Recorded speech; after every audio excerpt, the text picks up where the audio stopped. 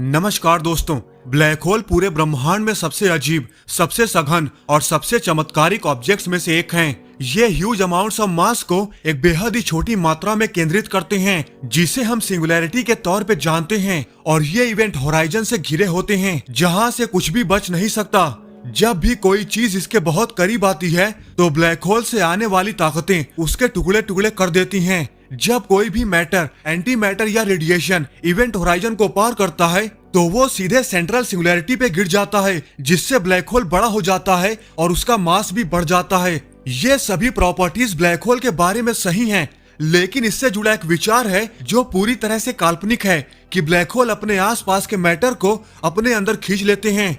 ये सच से बहुत दूर हैं और ग्रेविटी के काम करने के तरीके को पूरी तरह से गलत तरीके से दर्शाते हैं। ब्लैक होल के बारे में सबसे बड़ा मिथ ये है कि ये चूसते हैं। आखिर इसका साइंटिफिक प्रूफ क्या है, आइए इसे जान लेते हैं। दोस्तों, सिद्धांत और व्यवहार दोनों में ब्लैक होल के बनने के कई अलग अलग तरीके हैं। आप एक बड़े विशाल तारे को सुपरनोवा बना सकते हैं, जहां सेंट्रल कोर फट जाता है और एक ब्लैक होल बन जाता है।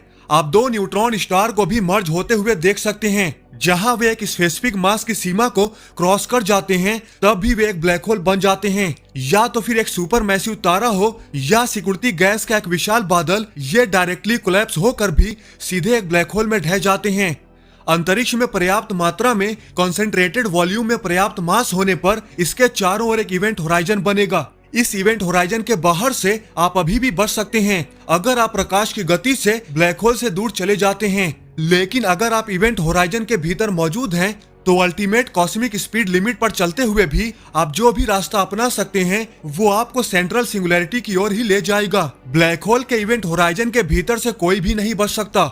हालांकि ब्लैक होल के बाहर के ऑब्जेक्ट्स के लिए अभी भी बहुत परेशानी है, क्योंकि ब्लैक होल बहुत ही मैसिव ऑब्जेक्ट्स हैं। इसलिए जब आप इनमें से किसी एक के करीब पहुंचते हैं तो आपको सिग्निफिकेंट टाइडल फोर्स का अनुभव होने लगता है।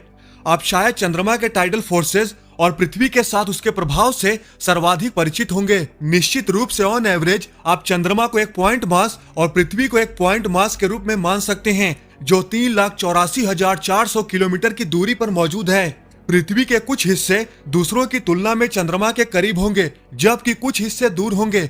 नजदीक के हिस्से औसत से ज्यादा ग्रेविटेशनल अट्रैक्शन का अनुभव करेंगे, अधिक दूर के हिस्से औसत से कम अट्रैक्शन का अनुभव करेंगे। लेकिन इसमें सिर्फ इतना ही नहीं है कि पृथ्वी के कुछ हिस्से चंद्रमा के करीब हैं और कुछ हिस्से उससे दूर हैं। सभी फिजिकल ऑब्जेक्ट्स की तरह पृथ्वी भी 3 डायमेंशनल है, जिसका मतलब है कि पृथ्वी के ऊपरी और निचले क्षेत्र चंद्रमा के दृष्टिकोण से पृथ्वी के मध्य में मौजूद पोर्शन के सापेक्ष पृथ्वी के केंद्र की ओर अंदर की ओर खींचा जाएगा। कुल मिलाकर अगर हम पृथ्वी पर हर पोर्शन पर अनुभव किए जाने वाले एवरेज फोर्स को घटा दें, मतलब कि जिस तरफ चंद्रमा है उस पोर्शन को छोड़ के बाकी सभी पोर्शन को हटा दें, तो हम देख सकते हैं कि सतह पर सभी वेरियस पोर्शन चंद्रमा से एक्सटर्नल फोर्सेस को अलग अलग तरीके से कैसे अनुभव करते हैं। मतलब कि जिस तरफ चंद्रमा जाता है वो पोर्शन कैसे प्रभावित होता है, कैसे खिंचता हुआ अनुभव करता है। ये सब होता है टाइडल फोर्स की वजह से। तो आप जैसे ही किसी मैसिव ऑब्जेक्ट के जितने करीब जाते हैं, ये टाइडल फोर्स उतने ही बड़े होते जाते हैं। टाइडल फोर्स ग्रेविटेशनल फोर्स से भी ज्यादा तेजी से बढ़ते हैं। क्योंकि ब्लैक होल अत्यधिक विशाल और अत्यंत सघन होते हैं, इसलिए वे ब्रह्मांड में सबसे बड़े नॉन टाइडल फोर्स जनरेट करते हैं। यही वजह है कि जैसे ही आप ब्लैक होल के करीब पहुंचते हैं, आप खुद को स्पैगेटिफाइड या एक पतली नूडल जैसी शेप में खिंचते हुए पाते हैं। इसके आधार पर यह समझना आसान है कि आप क्यों उम्मीद करते हैं कि ब्लैक होल आपको अपनी ओर खींच लेंगे। आप ब्लैक होल के जितना करीब पहुंचेंगे, ग्रेविटी का अट्रैक्टिव फोर्स उतना ही मजबूत होगा और आपको अलग करने वाली टाइडल फोर्सेस उतनी ही मजबूत होंगी। फिर भी ये विचार कि आप ब्लैक होल में समा जाएंगे, ये एक गलत धारणा है और ये एक बहुत बड़ी गलतफहमी है। ब्लैक होल से प्रभावित होने वाले ऑब्जेक्ट का हर एक कण अभी भी फिजिक्स के उन्हीं नियमों के अधीन है, जिसमें जनरल रिलेटिविटी द्वारा जनरेटेड स्पेस टाइम का ग्रेविटेशनल कर्वेचर भी शामिल है। जबकि यह सच है कि fabric of space presence of mass की वजह से कर्व्ड है और ब्लैक होल ब्रह्मांड में कहीं भी मास के सबसे बड़े ज्ञाता हैं। यह भी सच है कि स्पेस कितना कर्व्ड है, इसके लिए किसी ऑब्जेक्ट के मास की डेंसिटी मायने नहीं रखती। अगर आप सूर्य को उसी के मास वाले किसी व्हाइट ड्वार्फ, न्यूट्रॉन स्टार या ब्लैक होल से बदल दें तो पृथ्वी पर काम करने वाला ग्रेविटेशनल फोर्स चेंज नहीं होगा।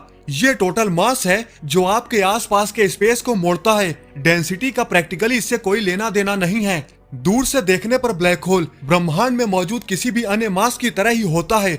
जब आप करीब पहुंच जाते हैं श्वास चाइल्ड रेडियस के भीतर, तभी आप न्यूटोनियन ग्रेविटी से विचलन को नोटिस करना शुरू करते हैं।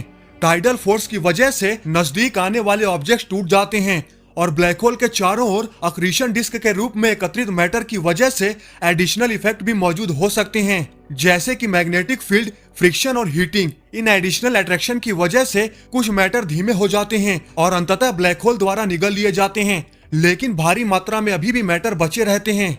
इस मामले का तथ्य ये है कि ब्लैक होल कुछ भी अंदर नहीं खींच रहे हैं।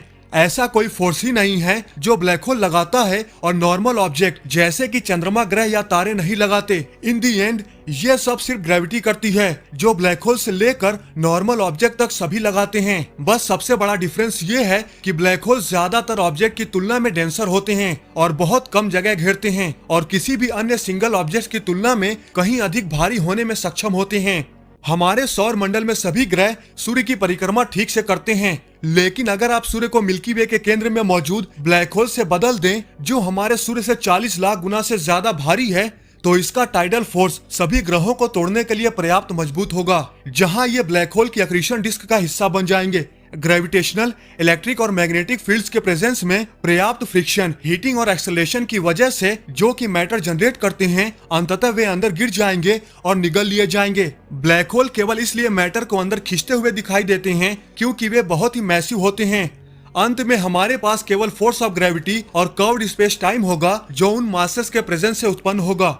ये विचार कि ब्लैक होल किसी भी चीज को अंदर खींच लेते हैं, उनके बारे में सबसे बड़ा मिथ है। दरअसल वे ग्रेविटेशन की वजह से ग्रो करते हैं और कुछ नहीं। वैसे आप लोग इस बारे में क्या सोचते हैं, हमें कमेंट करके जरूर बताएं। तो दोस्तों, आज की इस वीडियो में बस इतना ही। आई होप आपको ये वीडियो जरूर पसंद आई होगी। अगर आपको ये वीडियो पसंद आई है तो लाइक और शेयर करना न भूलें और ऐसी ही इंटरेस्टिंग वीडियो देखने के लिए हमारे चैनल को सब्सक्राइब करना तो बिल्कुल भी ना भूलें। तो मिलते हैं नेक्स्ट वीडियो में। जय हिंद।